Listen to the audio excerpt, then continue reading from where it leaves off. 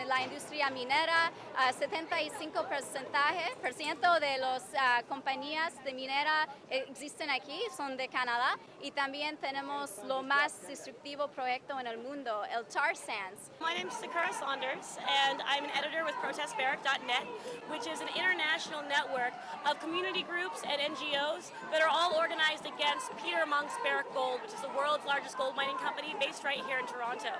And every year I've been organizing a tour of impacted communities directly impacted by Barrick's mines to come to Toronto and speak out at the shareholders meeting and then go up to Parliament to speak out there in the halls of power. Comunidades impactados en Guatemala, en Kenia, en Canadá por la minera y también por el cambio climático. Great! This is our first stop on the Thompson Tour of Toronto!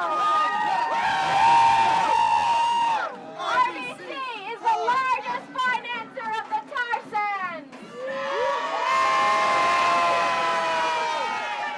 In Guatemala, there are many Canadian mining companies that are not only affecting the environment and damaging the environment, they are violating human rights and indigenous rights. Queremos decirles también que están dividiendo a nuestras comunidades, están generando violencia en nuestras comunidades.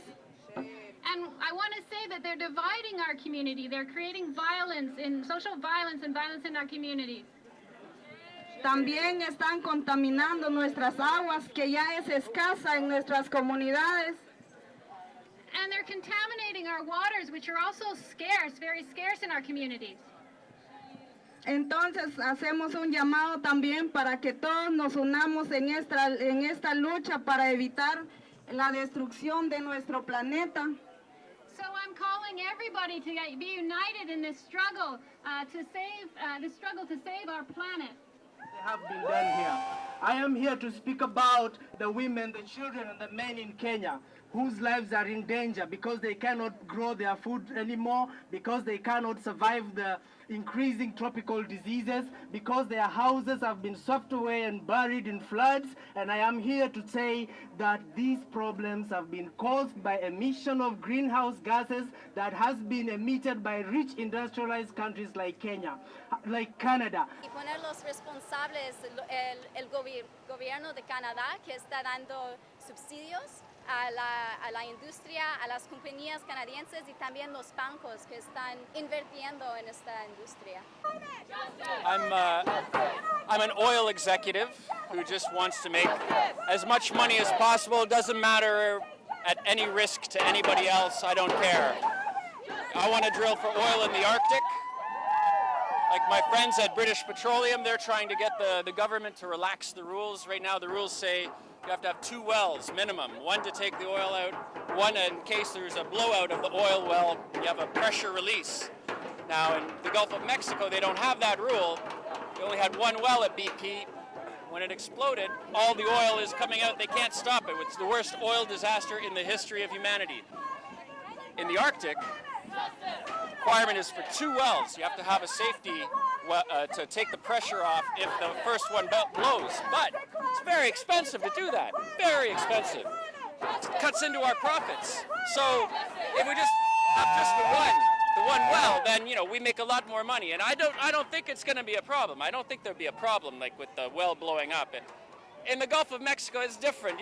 It's Mexico or something. I don't know. But in the Arctic, it's good. It's like, we'll make a lot of money. Our shareholders will be very, very happy, and we'll all be able to go on vacation to the Gulf of Mexico or something. Son los representantes de los países, de varios países que se supone que están reunidos para arreglar la crisis mundial, ¿no? Pero en realidad están haciendo acuerdos, cómo negociar los recursos de todo el mundo, cómo repartírselos, sin consultar obviamente a la población de los países. So we're out here during the G20 and the G8 is also happening right now to protest this sort of top-down economic governance structure.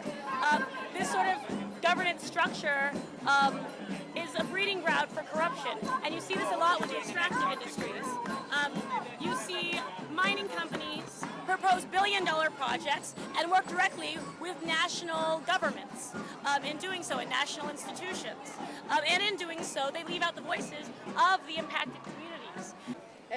Las injusticias en contra de los pueblos aborígenes de todos los países que son los propietarios originales, y generalmente alrededor de los recursos básicos están estas comunidades indígenas, digamos, autóctonas. And they're also trying to finance the destruction of all my traditional medicines in the heart of BC.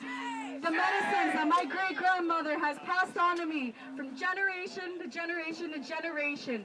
They are financing the destruction of my people and all of us here.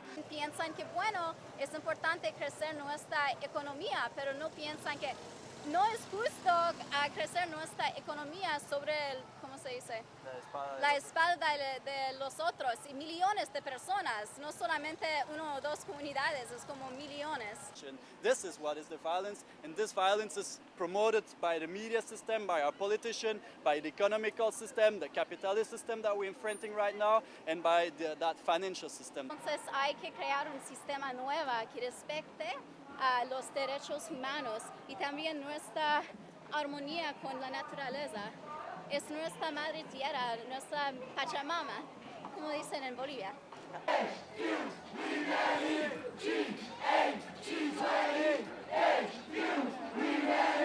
single one of our hands are